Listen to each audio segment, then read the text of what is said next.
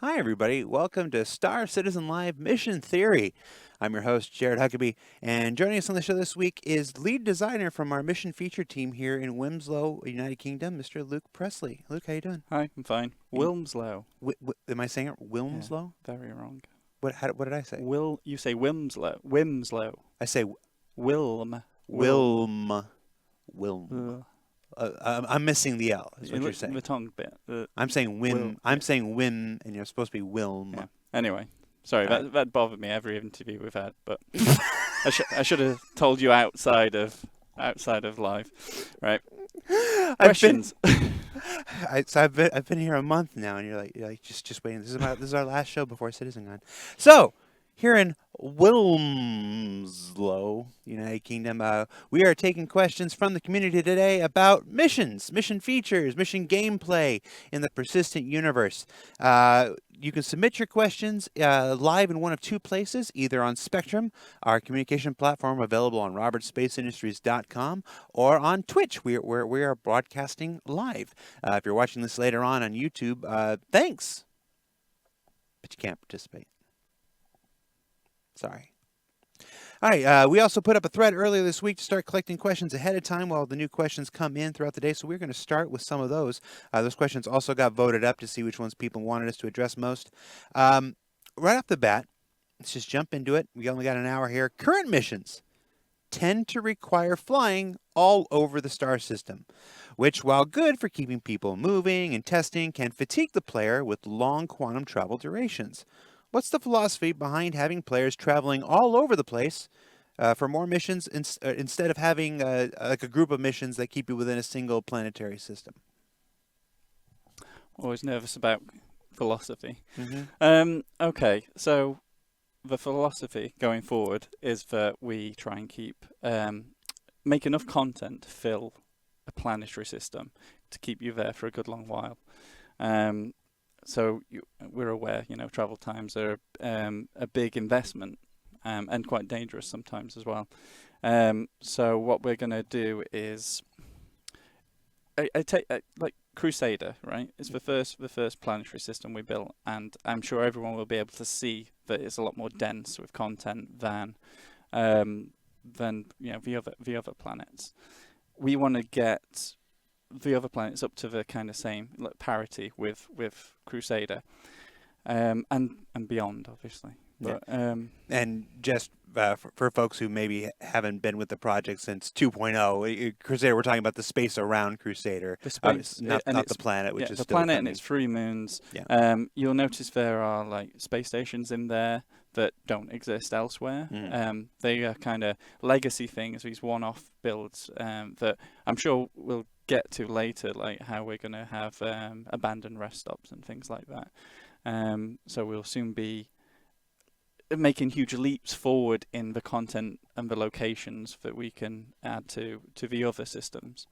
I did take a quick look at the kind of ratios of local, let's call them local missions, versus ones where you go to another planet. And if this question is coming from someone who plays a lot of the main content in the game, which is obviously delivery missions and bounty missions. Delivery missions tend to send you, here, there, and everywhere. But within Crusader, you'll see that there's like Ling, this family company who only do deliveries within Crusader. Okay. You can imagine we'll be making those organisations that live local to the planets, and also there are plenty of Covalex missions that are just within that location as well, and FTL and when it comes to bounty missions, the majority of bounty missions do take place in one location. There is a specific company called Northrop that sends you across the system, and they pay more, but maybe not enough for the distances, because obviously we don't dynamically generate or calculate the rewards just yet based on distance.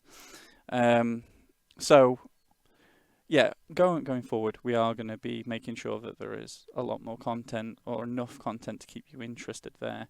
The only other things that really try and move you around other mission giver invites, and those because they're like special enough, we hope, missions that you may be tempted to make the journey. Right. You said we don't factor the rewards in based on the distance yet. Does that mean that it's something we're considering? Yeah. It would have to be Tony that would elaborate on this. Right. But yeah, there's his like the dynamic mission system, the economy-driven thing. Yeah, it's a good thing we should get out there probably towards the top of the show. There's the mission feature team, which designs missions and the content of missions, and then there's the economy team, or the folks who are building the economy of the stand system, and then of course of the Star Citizen Precision universe as a whole. And while what faces the player seems like one cohesive thing, and that's the intention, it's actually like many aspects of Star Citizen, there are multiple teams working on any given aspect. When we showcased the 890 hijack mission gameplay on ISC a couple weeks ago, there were a lot of comments about the mission rewards up there, but those were fill-in numbers. Those were literally just we got to put a number in. An entire different team factors in the rewards later on down the thing. You don't need to know the reward when you're designing the mission. Yeah, exactly. Like We start out with like a kind of difficulty. We're aiming for it to be this difficult, and therefore maybe shared between this many players, and then we'll give the economy team that kind of information. But they have a very, very difficult job to do, because we throw in so many of these missions, and we give them this vague kind of, we think it's this hard, but really it only comes to feedback from the backers playing it, that like this isn't paying enough, and so they'll go and take another look at those. I mean, that is literally one of the greatest virtues of running a live environment in the middle of our alpha, in our middle of our development, is that we don't have to have those answers right away. We can put it in the hands of our backers and watch what they do with it. Yeah. Watch which missions they gravitate to. Watch which missions they don't gravitate to. Watch which ones they struggle with. Watch which ones they don't. And then we can adjust difficulty and rewards based on the gameplay that we're watching. I will say, though, that, again, because we're so, like, some of our systems are so early on, they're, like, they'll have to change the number for every mission, like, individually. Like, we aren't at the point yet. This is why we need, like, Tony's system to come along and make this so much more easy for them and us. We're also like exploring different ways of defining difficulty, because that's very difficult to do. So for instance, AI made a change a while ago that made AI much better at ship AI, at being able to shoot with fixed weapons. So suddenly, I forget which ship it was, like one of the 300 series. Suddenly, that which was like an easy ship became harder to kill because it was so quick and so accurate than Cutlass. And we say Cutlass, that must be, we'll say that's medium because it's big and it's got two sets, people shooting from it. And it just isn't the case anymore, and that's dynamic. That changed right underneath us. So we're in talks now. How do we set up maybe have one computer there sat making these things just fight like Deadliest Warrior style, like 1,000 times, and tell us like dynamically, like every now and again, every release, what is actually a difficult ship. Yeah, it's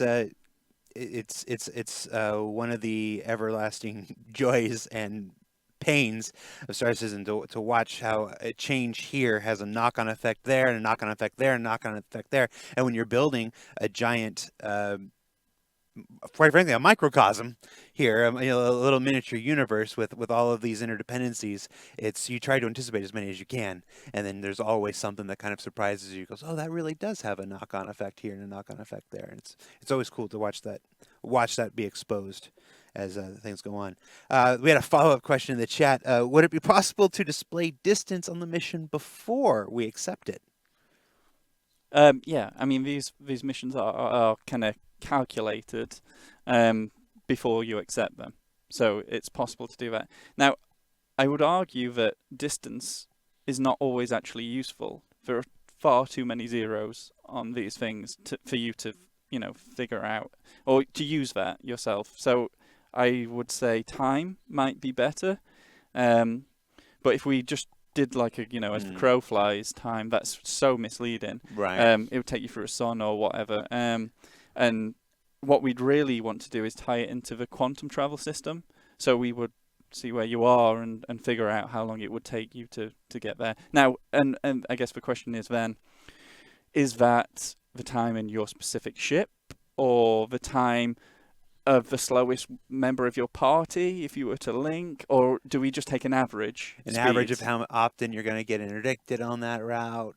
Could be Well, faster, yeah, I definitely wouldn't take that necessarily into account. But yeah, like the speed that your ship can do this. Like, do we just take an average speed and let players eventually get to a feel of that? Gotcha. Lots of suggestions in the chat right now. All right, now this one we just talked about how the economy is a different team here. What can you tell us about the economy generated missions that are currently listed on the 3.9 roadmap? Is that one of those we should talk to Tony? That Tony could make an entire feature out of that, and I think he should. Like, I would not do it justice. Okay. We'll see what we can do about that. Are there any plans on creating more missions like the Gundo Kovalex PI mission? That is a big favorite, by the way. Oh, it's our favorite. Like the complexity and the story and how we've taken that one simple story and tried to make arcs within it. Like obviously there are a lot of they're expensive to make. As it were, time and such, and also like crafting that kind of story. Obviously, I'd say that's our first attempt at it, and we're going to get deeper and deeper. But yeah, we're all desperate to work on ones like that. The introduction now of the or soon to be of abandoned rest stops. Mm-hmm. So Kovalex Gundo is supposed to be a kind of cargo depot that blew up, and it was crafted by designers and such. Doesn't bear any real resemblance. Like, it doesn't look functional. So we're taking the rest stops, and the abandoned ones have not only the bit that players can walk around, but they have a workers area, huge, and lower decks. Mm-hmm. So you can imagine an abandoned one of those that you get to like walk or EVA or whatever around. Will provide us with so much scope to do a huge investigation mission with so many arcing stories and the building block system that we have. I think we've talked about it before, but like having like kind of an email system or something, so you can actually go and log on and kind of flick through the history and see if there are any bits that stand out. That'll just lead you on investigations that could be dead ends, or could be where the mission's supposed to lead you. Now, when you say expensive, we usually that's usually seen as a money thing, but in game development, it's almost always time and resources. Time, resources, yeah. We have to work with writers on the story, and if it includes recordings or even facial capture, that means we have to do it right the first time, because otherwise, you miss one line or you decide to change the design. You can't change the design once it's been recorded, because that means getting that one person back in to do a few lines, and that's money. Like, but that's also then time. Like, you have to schedule that. So. It's a much bigger investment. It's when you if we have this much time and this much resources can get us one PI mission, or it can get us 10 other. I'm just picking a number out of the air, but 10 other cargo missions and delivery missions and combat missions and PvP missions and stuff like that. But I'm sure that answer will be a recurring theme in here. Yeah. That yes, we could do that. And we will do that, but we have there's so much more like low hanging fruit when it comes to content that we can do. Yeah. That we will probably focus on that first, Yeah. It's a balancing act. You do a bunch of this, and then you do one of these, and then you do a bunch of this, and you do one of Yeah, these. and we I get think. to have the fun. We Yeah. get to do that one. Yeah. Yeah. Now that PI mission is probably when I spend most of my time lurking in Spectrum, because if I ever like show up, it kind of derails the conversation. We generally see a more accurate conversation if we just stay invisible and watch people. I see a lot of conversation about that PI mission. People seem to really It enjoy was supposed to be deeper than it was as well. Like we were gonna lead them off on a trail as well into space. So sometime in the future you'll probably see that. Um, Follow up from the chat. Would you consider creating a procedurally generated system that would dynamically spawn variations in clues? Yes, in fact, it's absolutely necessary for investigation missions. We can't handcraft every single one. What we tend to do is take a location and then mark it up for several missions. Like mark it up. I don't know how to explain that. Kind of, there are things hidden that you will not see that where things may spawn, or like take a cave. A cave is actually full of dead bodies, and we pick which one we want, and we dress it. So some dressing can spawn around it, like a flare or something like that. It's obviously also full of navigation zones and spawn points, and for AI to fight against, that kind of thing. So like all these locations tend to be these ecosystems that various missions happen in. I'm imagining having to QA an investigation mission with procedurally generated clues, though, because then you have to like, do the clues actually get you to where you need to go, or did you not get to where you like? If you don't get to where you need to go in the QA, is it because the clues were bad and they were generated poorly, or is it because you failed to figure it out? Or is it because it's one of them is just broken? Like that's the trouble with it's the difficulty with making procedurally generated content. How do you ever, like, we have seeds and that, so they can tell us which seed it was and we can go back and check it, but they can't check every seed that could be generated. It'd be impossible. But yeah, we plan to do that. So you can imagine that you could start, the mission could send you to an abandoned rest stop that gives you a clue that leads you to an outpost, which could be a dead end. You have to go back to the rest stop and dig a little deeper, and then you find it takes you to a UGF, and then to a derelict in space, and only then do you complete it. Yeah. Oh, I'm all about it. You remember one of the very, very first conversations we ever had in 2015? I said, "I want your keys." No. But yes, it was the same conversation. Yeah. But I gave you my keys idea, and you shrugged me off. And then I said, okay, well, let's find out what happened to all the stolen Big Benny's machines. And you guys really excelled on that one. I was very happy with that. Okay, next from the thread here, HEV once showed a flowchart for contacting Miles and Rudo via comlink to get missions remotely without having to sit down face to face. Is this feature still planned? Yeah. We're aware. Going back to see them every single time is a bit of a chore. With what we'll be working on pretty soon, actually, like a really deep reputation system. So it'll allow progression with organizations like Miles, individuals like Miles, Eckhart. And it may be that as you work your way through this progression and hit certain thresholds, you'll have to go back to see him. Right. So he can give you the next, like, it almost like, well done. Pin a medal on your chest. Yeah, exactly. Like the equivalent. But also, like, if you do badly, kind of take the pin off. Yeah. But as you build up this relationship with these guys, they won't need to kind of have you go back there as often. Yeah. Much like in the real world. Yeah. From the chat here, missions always pay in credits. Have you considered missions that pay in physical rewards? I'm guessing like armor, weapons, trophies. I don't know, something like that. Yeah. There's been discussions back and forth several times on this, and seriously, recently, there will be. We really want to. it's the asset generation that is the costly part of it. And player inventory, I would imagine. Yeah. Obviously, right now, where do you get it from? Because you need someone to hand it you, really. Otherwise, you go to a delivery locker and you're like, "Yay, trophy!" And then you Where do you put it? put in your persistent hab. But it's not like decorating your home.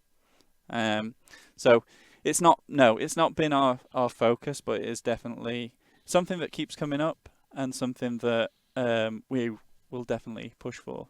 Okay. Good. Somebody in chat was talking about you could pay in commodities, and then it would be up to you to figure out where you could sell it for the most money. It's an interesting idea. I'm just trying to imagine something like here's wheat from Planet England. What are your thoughts on specialty ship missions, like a hacking mission for the Herald, or a race against time in an M50, or a mining mission for a mining ship? I'll refer back to my previous answers. Basically, we want to do them, but you can imagine that putting all that effort into a mission that only a small portion of the player base can play is not right at this moment. We could be making missions for everyone, and we are making missions for everyone. But they're definitely things we want to do. I'll give you a few for instances. Right now, we are actually making missions that are really, hopefully, by the time we're done, completable by ships that have, or teams that have a ship that can fire torpedoes, do some real damage. And in future, we want to do the cargo running missions and stuff. Strangely, all that kind of hinges on the screens that we have, like the trade-in consoles, the mining consoles, and even the shop consoles, being converted into building blocks, so we have much more freedom as designers to get in there. Because right now they're flash, and we can't get involved. They're a nightmare to change. So the moment they are set up as a style, and then we're allowed to go in there, and we can't not make it pretty because it's got the style set on it. We would add like a new page to all of these, a new tab to all of these, which is like jobs. So you could go to one of the shops and see, they'd like this transfer delivering to here. They have like a courier kind of thing. Oh, great. On the trading consoles, you'd be able to see, we need this much moving in this amount of time. To which you can decide, my ship's not big enough to do that, or I think I can make it into runs. But basically go around all these screens and like get an array of jobs from them. Same with mining. You'd be able to, I will give you this long to find me this much weight of this, and no guidance. You have to be good. You have to have gone out there and done your research and kind of know where these things are, like the seams of this stuff, to be able to then fulfill these in the time granted. But even balancing that is quite difficult. Yeah, one of the questions that was in the chat was, will we get missions that don't tell us exactly where we have to go? Like the missions that are predicated on a player's own knowledge of the stand system and where they can find things. Yeah, I mean that for instance, the mining thing, or even like trading. Like we want you to, we want this amount of stuff, and we will pay you this amount. Now, we have to be sure that there is somewhere in a reasonable distance that you can get it at that price. Otherwise, you take a hit, and you could take a huge hit if we don't balance that. Right. It's the same with mining. Like, if we ask you to get this much stuff in this amount of time, but that is just impossible in the region, we would be making poorly balanced missions there. So, there's some hurdles before we get there. Getting building blocks on these screens is one of the main ones, because as soon as that's out of the way, we can do the more simplistic, please take this much of this to here. But any ones that request an amount of things in a time, we would have to ensure are actually possible. Well, that pretty much just answered the next question. The next question was, yes, can we look forward to missions that are carry X amount of this or X amount of this instead of a specific item? People want missions where they get to fill their cargo holds or require them to fill their cargo holds rather to accomplish. Yeah, So. as I say, as soon as we get that ability, we will be. And that's people who have hauling ships and mining ships. Like, there you go. You know, we'll actually start paying you and doing these missions for you. Does the whole sea terrify you? Yeah, but for different reasons. Mainly for like docking reasons. Fair enough. Yeah. Have you considered pirate counter missions to all of these cargo missions now that player interdiction is in the game? Does he mean like PvP? Yeah, I guess. Well, we've done the thing in the past where it generates a mission, go rescue the satellite, generates a counter mission, go stop them from doing it. So they're saying if there's a mission that says go take this from A to B, could there be a generated counter mission, go intercept that? Not generally, not like, oh, excuse me, could you just deliver this pair of shoes or whatever it is that's in this Covalex box, and then you're suddenly jumped and killed, then you didn't know what was in there. But totally when it comes to like, you know, a Crusader security guy saying, we need this moving from here to here, don't ask questions, just be on the lookout. Like, so if players kind of signed up for a little combat, I can see that happening. But I think if we were to generally surprise players with PvP, that wouldn't go down particularly well. I think it's fair to at least indicate in the mission text or whatever that there's an opportunity for conflict here. Yeah. I mean, the thing is, it's a game with PvP. There's nothing stopping you from being jumped and them taking the box of shoes or whatever it is. It's just maybe won't be worth much, you know.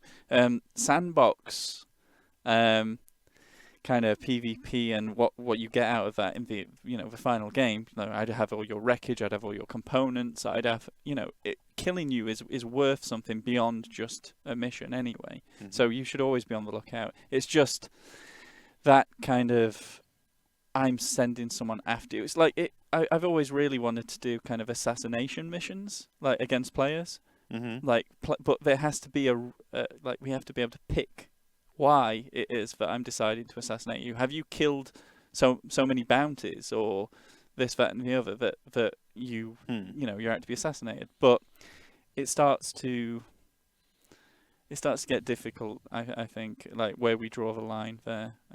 Bounties are fine. People know that if they commit crimes, that other people will come after them. They can expect that. Yeah. Let's see, from the chat here, with the melee and non-lethal combat mechanics coming up, can we expect new types of missions like capture bounties or boxing competitions or anything else you're willing to go and do? Yeah. Boxing competitions. Yeah, I actually worked on Fable 2 and did the no-handed combat stuff until they cut it. So I totally get stuff like that in there. Just kind of small side missions like that. You'll need dragging, or hopefully not dragging. Hopefully over the shoulder. I've been talking to Rich Tyra, who's our lead, kind of on the actor team. So I've been looking at the melee system. We've had to make laws around it, obviously. Had to go into there's battery second degree if I just punch you in the face, right? Battery first degree if I knock you out, and then kind of like proper, aggravated assault if I pull a gun or whatever. But hopefully knock you out, throw you over my shoulder, carry you out. As soon as we have that, then I mean, I'd imagine most bounty missions would become that. Or pay double for whatever for taking you in. Get 10,000 if it's alive, 500 if it's dead. We have right now, or actually in 3.8, you'll be able to Is it 3.8? Yeah, 3.8. It's going in at 3.8. Yeah. Careful. Yeah, I know. Sorry. The views and opinions expressed by Luke Pressley do not represent those of Platinum Imperium Games, Robert Spanish Industries, or its subsidiaries. What's coming in 3.8, Luke? Go ahead. Well, the melee system is, which posed us a problem. That because you could run around, say, Korea, right? Korea has got a clear all. You could run around and just punch everyone in the back of the head, knock them down, they fall on the floor. And are they dead? We had to shoot them several times, and then you hear them go ugh and kind of ragdoll again, and it's like, oh, now they're dead, because you wouldn't know the dead from the unconscious, and the mission counter is up there going, no, they have to be dead. The mission counter knows. Yeah, the mission counter knows. So we've made it so that you can just go around knocking them out if you want to, but that it's a bit of a weird concept for a mission. I want you to go in here and knock everyone out. Is odd, but mission, be a dick. Yeah, we just have to figure out the ways to work this into missions. Like these systems arrive, and you're basically like the backers are basically playing it at the same time we are finished, right? Yeah. So we sit there and we play with it and we figure out what's fun and we make missions based around that. We don't do that in conjunction with them making it because it's being made. Like, I don't want to base missions off of half-done things. Yeah. Yeah. So that's your way of saying that, melee combat will go in and then it will get played, it'll get tested, it'll get iterated on, and then you'll begin to develop missions that involve it. Yeah. Okay. Let's see, what else? What are the chances of joining and fighting alongside NPCs for missions? Example, you take a mission and board a Hurston security ship and help them take out pirates. We totally intend to do that. Again, voice, acting, and things. Right. Yeah. So, and you'll see a lot of these kind of questions, like when can we go and have more interesting conversations with people, and that it all comes down to let's get the kind of the quicker stuff that will really like flesh out all the low hanging stuff done, and then we'll start looking at these things because we really have to get them right the first time when it comes to voice, and these things change constantly. For instance, like of all the actors in the Kovalek's mission, the PI wanted. I mean, it's now maybe 5 years on from when we recorded those. Oh, right. Okay. I was going to say the mission is not 5 years old. You were freaking me out. Yeah, no. From the time it was recorded, those were recorded in 2014. So if we wanted to expand that mission, like, could we even get those guys back? Anyway, yeah. Yeah, and just in case you missed the lead there, the PI mission, the audio for that was recorded in 2014. That's sometimes the lead on a lot of these things. Let's see. There's one in the chat. Are there any plans for science or exploration-based missions, such as bring a sample of this plant to the outpost or find out how deep this cave goes? Yes. Yeah. It's funny when I read that, actually, how deep the cave goes. There is a design that we'll be working on soon based on that. Obviously, the collectibles. We have now inherited the mission team, as it were, the harvestable and mining thing. Once the system's been done, kind of completed by a feature team, we've inherited it now. So we'll be deciding what goes on each planet, what kind of exotic harvestables. So when it comes to collections, yes, but again, you'd really want to hand that off to a person who's like, ooh, and puts it under a microscope, and you get a bit of a nice ending to that mission. We could do them. You drop them. You drop them in the delivery locker, sadly, until we get that handoff. What can you tell us about sequential missions in the game? I think we touched on this a little bit. For example, if I take one of the FPS bunker missions on Hurston, after killing all the occupants, we expect the bodies and find clues that may trigger an additional mission after that. Okay. there are a few things there. Like there are simple sequential missions that we're working on. I don't know if I want to go into those. I might keep it as a surprise. The family? Yeah, the family. Yeah, the family. Yeah. So there are simple ones. This one's a little more involved. Obviously, it involves spawn. It's more like a procedural thing, like we talked about before. You spawn something on them, and there's a chance that then that triggers on another mission thread. We definitely want to do this. I have been planning this in a different context to taking something off of a body. I have been floating this around the directors and getting okay, I've not got the absolute thumbs up yet, but and this is a theory, right? I'm allowed to say theorize. So all ships have on them flight recorders, right? Okay. Even Drake ships? Yeah, let's say so. And when you blow that ship up, well, I should say this ship. This flight recorder records all the things that happen on board. So as a criminal, if I kill someone outside of monitored space, okay, the law doesn't know about it yet, and they didn't catch me doing it. But on the victim ship is the log that they caught me doing it. Right. Basically, I was on radar when that happened. So and if they deep scanned, they could know everyone who's aboard. Mm-hmm. And my ship has the log of every crime that I've committed. So if I blow up the ship, it might be worth going and taking the black box and taking it somewhere that can destroy it. So that crime is gone. But then on my ship, it has the entire log of everything. So I'm protecting, not only my ship from being destroyed, because I love my ship, but if that was destroyed and the guys got the flight recorder, they could take that to a security depot, hand that in, and not only personally, they would get the rewards for every crime that I've committed. If I go and take a big bad guy out who's got loads of murders and stuff on there, I would get a nice reward from that. But he would be hit with all the crimes that have been registered against him.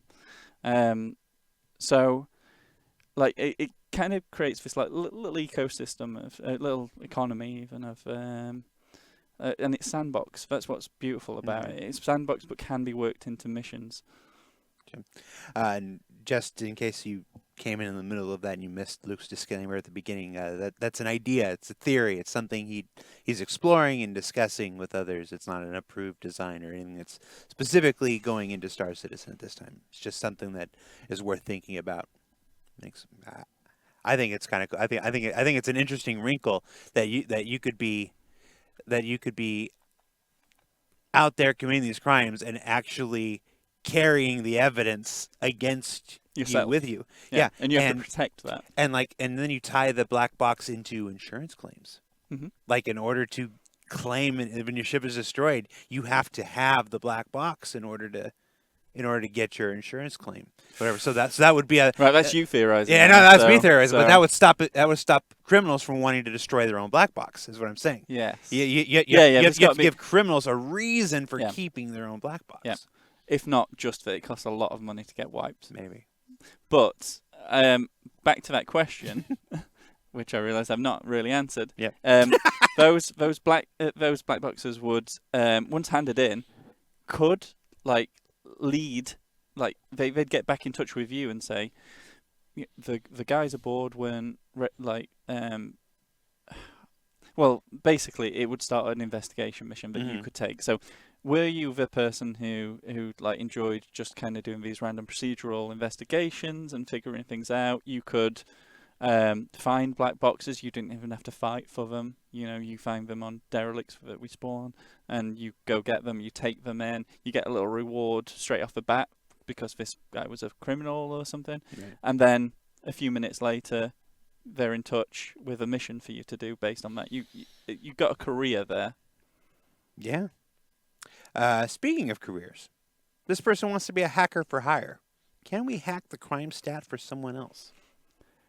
We desperately wanted to do this for 3.8, but then Socks came along and spoiled our fun because so we could do it. We could Socks in 3.7, right, we could have done this because everyone's on their own server, there are 50 players in it, and we could just say, show all the names of these 50 players. And you get to choose, like, okay, this guy, and I'm going to get rid of this crime for him. But when we're talking about like a meshed server where everyone's together, it gets a lot more complicated. We have to, like, right now, their crime stat and everything, and all their infractions are carried on them when they're loaded in, and when they're out, you can't get hold of that. And you can't get hold of it very easily. So we'd have to be able to ask the back end, like, and It's update a persistence that. issue. Yeah, update its persistence when he's not in the game, which is more difficult. And obviously there's also the UI. You'd have to actually search for people's names because there'd be that many. But yes, we totally want to do this, and you'll find that in the new hacking the database, that all the individual crimes are listed, which is really cool. And you have to hack each one individually. And depending on the reliability of your card, you may get caught halfway through. Like, basically, you're not supposed to, as someone who works on the criminal database, go through and delete too many things, because then it starts to flag, like, this is unusual load of things you're deleting here. So now it's like all about, okay, I'll pick the worst.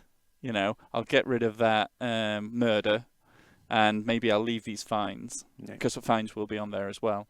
So yeah, you get to pick and choose. And what's great about that is that you don't just wipe the entire crime stat and it's gone. Like, you really have to. It's an economy. Like, so this card that you've paid 8,000 UEC for is not just a ticket to freedom. It's a ticket to get your crimes down, but you may get caught and shut out of the system and have to use another one. And for folks who are taking what Luke said and extrapolating from that, SOCS, or Server Object Container Streaming, is being worked on right now. There's a wonderful article in last month's Jump Point. If you're a subscriber, highly recommend you check that out. What Lucas was saying is not saying that SOCS is coming with 3.8. He's saying that because we're working on it right now, you don't want to build a system that you know is going to break whenever it does come. You want to wait until that comes in and then work within the confines of that new system that comes out. So it's rather than put that in and then watch it break, it's wait until that gets in and then figure out the solutions that are necessary to work around that. Because like SOCS is a wonderful thing that will solve many issues, but it will also create many issues. And it's like it really has as well. Yeah. Like we are having to redesign and maybe even say this mission in the state it's in, like, cannot be done now. Like, we have to change it quite considerably. Right. So we are kind of going back to the drawing board sometimes on missions because of the way that SOCS works. These things stream out. Right now we have a universe that is always streamed in, and and that's why we've been unable to add the content we wanted, because it just it runs out of memory. Yeah. But now these things disappear. We can't send you to them because they're gone. Yeah. So again, this is more an issue of not wanting to do the same work twice. Yeah. So when SOCS is in, whenever that happens, keep an eye out on the public roadmap, which is where you find out when all things are going in. Then once that's in, and once it's been tested, and once that's gone through its paces a bit, and everything, then you can start developing systems that take advantage of it. So, all right, what else we got? Are there any plans for making dialogue an important part of missions? I think we've already answered that. Yeah, like where you need to convince a bartender to tell you about that shady-looking guy. Yeah, just all that dialogue work. Yep, needs a lot of planning. Yep. Let's see. We want more missions we want more missions once you acquire a crime stat.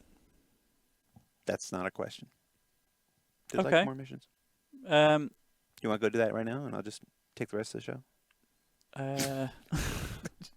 Okay, yeah. And we want to give you those missions. They did take time. We made one. It was a super difficult one because we we figured that people who get to Crime Stat 5, it's not easy to get to Crime Stat 5. Yeah, well, Well, I'll roll back. Like obviously you can go straight to a common some of us array get and there turn without it even off. trying, Luke. You have to be intending to get to the Crime Stat 5, and to stay there is a whole nother matter. You get PvP bounties on you, and all that. It's quite difficult. You get many restrictions placed upon you. So we made this crazy mission where you have to kind of go and take out the Navy, and the Hammerhead, or several Vanguard. So it's a start. We're gonna keep that up. Let's see. Well, we've already answered the next question, which was all A to B missions involve dropping things off in a cargo locker. When can we give things directly to a player? Well, yeah, directly to an NPC. It's something we directly really, to an really want to focus on now. Like doing the kind of like shady drug drop-offs, or even just being passed for things. You probably noticed that the admin guys aren't accepting boxes anymore. They haven't been for a while. They did for a small window of time. But their behavior, it's one of the hardest things to do. Strangely, like you see it in other games, and that whenever anything's passed over, like that moment it goes from your hand to their hand. It's like, you see it jump. Yeah. It's strangely, very difficult to do, but it's something we do want to focus on. Yeah. Yep. And as the debate is raging in chat, it's SOCS. It's SOCS. SOCS. Socks. Just one S at the beginning, one S at the end. Mm-hmm. It's one of those things we had to we have many discussions about how to pronounce things internally, Idris or Idris, and then how to spell things, how to abbreviate things, and we had a big come together. I don't remember how long ago now, and everybody need to get on the same page, because some people were calling it this and some people were calling it this. They're doing it in the chat right now, and so it was decided, it was mandated. SOCS, SOCS. It's shorter. I couldn't tell you why. Let's see. Can we get a way to track multiple missions at the same time? It sure would help when you have multiple things to do near the same place as pickups and drop-offs. Mission trackers are always a pain in the butt in games. We made the decision that you could only track one thing at a time, because some missions are extremely complicated, have lots of mission markers up, and it'd be very confusing for a player if we by default allowed them to just track as many things as they wanted. But obviously with delivery missions which are much more simplistic, I can see how that would be helpful. It's just, you can't make a system that fits everything necessarily. I mean, we could allow them to ruin their own experience if we wanted. You're allowed to track all these things. Maybe give you a warning that it may produce some weird results. But I think for now, for the foreseeable, until we get the contract manager rework, that it'll remain the same. I think there's an argument to be made for allowing player agency in those situations whenever possible. You see it in a lot of MMOs that have fully customizable UIs, and people make some absolutely gaudy. You look at it like, how does anybody play with this? It's I used to when you do like a rating on World of Warcraft or Final Fantasy, you look at some of the UIs that players have built for themselves. It's like you can't even see the game anymore. You're just looking at a wall of different colored text at this point. If there was just an option at the top that is basically allow multiple tracking, and the player decides to do that, then I am absolutely fine. That's what I was getting at. I think there's an argument for putting some aspects I'm saying of that. By default, we don't want to new players or inexperienced players. We don't want to assault with all these markers on the screen at once. Yeah, some of the watch faces for my watch are absolutely ridiculous. It's like the highest voted one I was looking at the other day. Is like, I don't know how you read that. It's just a clutter of 20 different complications or whatever, and it's like I don't know how to read it, but some people do. So giving people that agency. Let's see. Are there any upcoming plans for passenger transport missions now that we have things like the 890 Jump, the 600i, the Phoenix for luxury transport, as well as the Valkyrie, the Prowler, the Cutlass for troop transport? Maybe something as simple as picking up a group of NPCs from one place and dropping them off at another place. Oh, as simple as that. As simple as that. Okay. Just herding a bunch of NPCs and getting them to Yeah. go into one place and getting Yeah. them all to sit down, getting them all to strap in, and then fly them up, and then getting them to get up, and then getting them to get off the ship. Very simple, Luke. Yeah, I'll get on that. Yes, there is. We've just managed to get kind of. I don't know. I'm gonna spoil things, but like AI can step off of ships now. Certain ships. Certain and ships. Certain ships. Like, yeah, there are so many ways on and off of ships. Obviously, that Yeah, there's another problematic. one. And it's easier to get off of a ship than it is to get back on it, as I'm sure all players know who have landed on an uneven surface, right? Yeah. So, obviously they'll be probably done from landing pads or at least some flat ground. Mm-hmm. I imagine if we can get AI off of a ship, we can also get AI on a ship, and they should be able to use all the same animations that players do to sit in the locations that players sit in. So yes, again, if you want to do this properly, we want dialogue. Otherwise, there'd be like these mute kind of. It'd be like basically moving cargo with legs around, like Otherwise, yeah, you want dialogue. You want to kind of entertain them as well. You want you don't want to just have them again cargo with legs, just sat there, happy. You want missions that want you to take them places, like see certain things, and then we have to make it like the law system be able to understand kidnapping for a start. What happens when you blow up a ship full of 30 NPCs? What does that do to your crime stat? I don't know. If hijackers come on and start waving the gun around, what do these guys do? There's it. I'm sure it sounds simple. It's not. Yeah. It's not that simple. But we have the beginnings of this. Yeah. Well, I mean, I am legally bound by YouTube comment and fealty to state that my favorite ship is a particular exploration ship. But the real ship that I've been looking forward to is something like the Genesis Starliner. For passenger transport has been, I don't know why. I have no idea why it absolutely fascinates me, but I think it's the idea of interactive cargo. Yeah. I think it's the idea of cargo that can get sick, cargo that can get pissy, cargo that can yell at me or get into fights with each other. It's I personally, and I'm speaking only as myself here, the possibilities for passenger transit are one of the most exciting and gameplay rich things for me, and it's one of those things I just kind of wait for.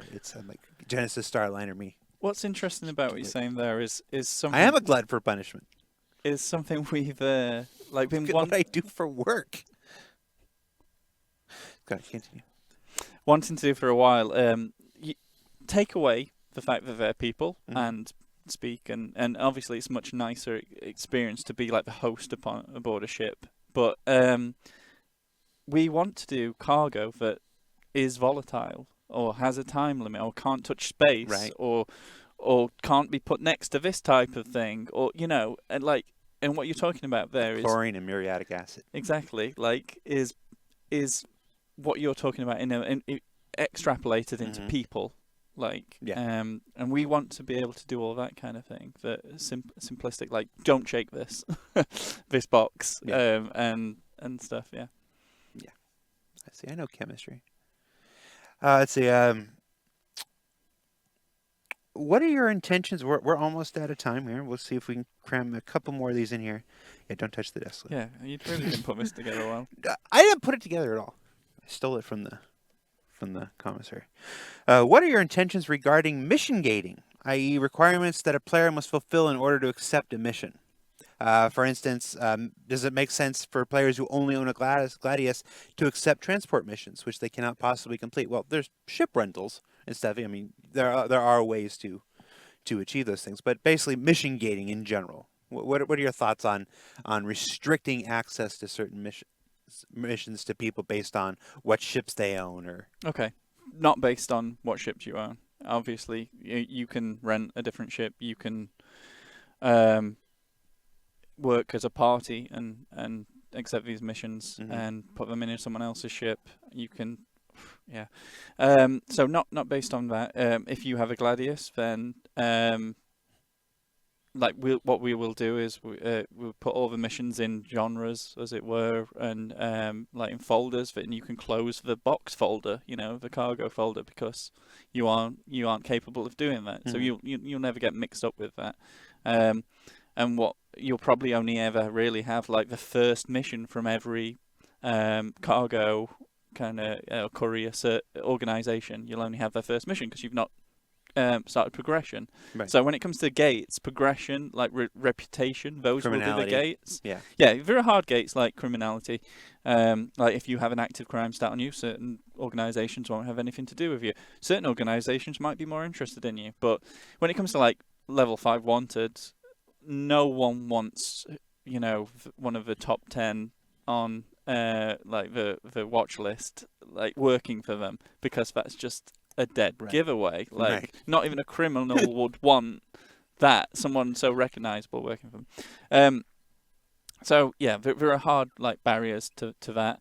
And then there are these reputational ones that we're working on, which is, I might have a high reputation with Miles Eckhart, but that makes me like not favorable by someone who doesn't like Miles Eckhart, or it's just, I guess it's how do these people know these relationships and that, and how much does it affect them? But gates will be, we have gates now. They're very simplistic. You'll notice maybe that like the bounty missions, there's an introductory mission. Once done, it unlocks a whole host of offers from other people. Right. There'll be an easy mission. Once you've completed that, you'll start getting offered medium ones and then hard ones, and we're expanding that for 3.8. But that's so simplistic, such a simplistic gating system. Whereas we are going towards this reputation as gate. Are there plans to implement faction-wide bounties? An example would be like kill nine Tails pilots, and you get just kill 9 Tails pilots. That's what they're saying. Kill 9 Tails pilots, and you get $250 credits per ship you shoot down. Like not a go to a point and then stop. Kind of like an open end. Just hey, you fight against this faction for the next 3 hours, and however many you kill, we pay you, kind of thing. Yep. Yeah. So there are short-term plans and long-term plans. Like the long-term plans are that we as I was talking about these reputations, right? So if you got to a certain reputation with a security company, like or Crusader Security or someone like that, a law enforcement agency, you could be deputized, and therefore you could go around and start getting money for anyone you arrest. Shoot out the sky, take the body, whatever form arrest is currently in. Like for instance, right now arrest is an empty function that has remove crime stat, and we have to have that because otherwise you get in this death loop with arrest, like a landing zone, when the security kill you. So that is the arrest function right now, but obviously you can imagine that it'll send you to prison, and that will be the arrest loop from there on, and you'll be allowed to surrender and stuff like that. Stuff I'll be going into in my citizen con. I was just going to say, you just brought prisons up. Yeah. So, yeah, you can imagine that. No, I forgot the question. What is it? Faction-wide. Yes. Faction-wide. Yeah, open bounties. Term, open bounties. Short term. Short term. The CDF is I think it's some kind of citizen or Citizen Defense Force. Civilian Defense Force that's run by the advocacy.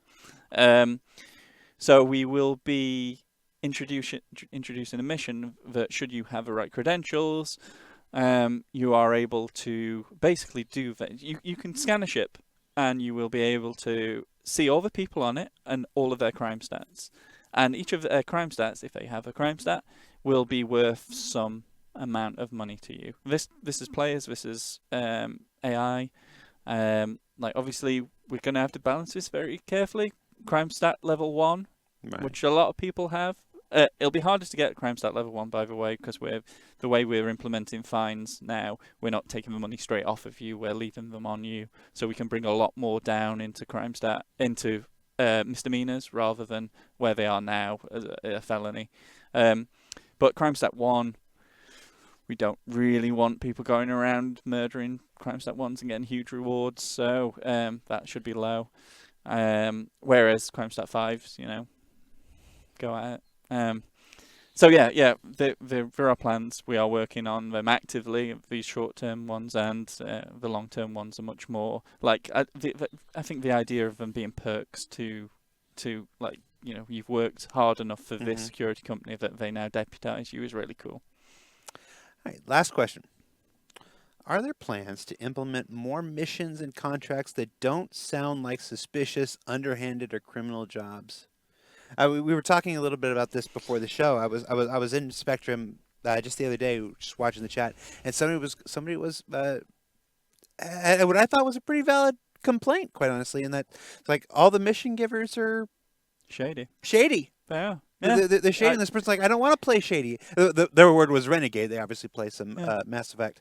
Because I don't want to play renegade. I want to be a good person. I want to play a good person. I want to take missions from good people. Why is everybody I'm taking a mission from such a piece of crap? And when you said this to me, I was like, surely there's... Yeah, they're absolutely right. Like, it's one I'll obviously raise with the writers, like, who come up with these mission givers, like... What am I dropping someone else in it? Yeah, I have, haven't I? Oh well. Yeah, but there are 2 security guys. Oh, no longer. Is this okay? Yeah, it's fine. Okay. I thought you touched something then. No. Right. So there is 2 security guys who are going to be on Horizon, whatever. Wilmslow. And nailed it. They are good guys. They're, I guess, our first good guys, but until you said that, I hadn't really realised they live in the grey. Like Battaglia, she's not bad. It's just not gonna. Yeah. Yeah, I think maybe the fact that she's in Levski and looks a little run down makes you think, and she's shady, but but Battaglia's probably the most great. Pacheco is bad. Bad. There's no one altruistic yet. Yeah, there's no one altruistic. Yes, Hurston is corporate greed, and I'm just going to default to thinking they're evil. Whatever.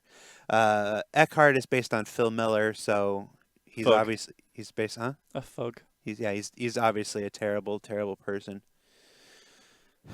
Yeah. Yeah, but it's a real eye opener. That really. When I say that, I'm usually half a planet away from Phil. Just make sure he's not going to come crashing through the door like the Kool-Aid Man. All right. That's it for this week's show, guys. Thank you so much for taking your time out of your day to hang out with us, chat a little bit about missions. This will be the last SCL for a little bit. We have CitizenCon in approximately 7 or 8 days, depending on how you count your days. That is Saturday, November 23rd. The big presentation and everything starts approximately at 1 p.m. UK time. We're going to have a little pre-show chat, just to get people going, probably around 12:30, depending on how all things go. That'll be available for everybody on twitch.tv/Star Citizen, which is the same channel that we're broadcasting on right now. So be sure to tune in there. We got a whole days of activities going, all kinds of panels, presentations, opening ceremonies, closing ceremonies. You got a panel on prisons. You want to tell us something right now? You want to just spoil it? No, I don't. No, you're gonna have to. I tried. You're gonna have to tune in November 23rd, and then of course we'll be back after CitizenCon with our regular programming and stuff like that. So. Luke, thank you so much. You're welcome. Thank you so much for taking the time. Everybody's in CitizenCon Crunch, and I appreciate you taking an hour out of your day while everybody's... I hope this was adequate filler. I always hope this is adequate filler. That should just be my sign-off from now on. For Star Citizen Live, I'm Jared Huckabee. I hope this has been adequate filler.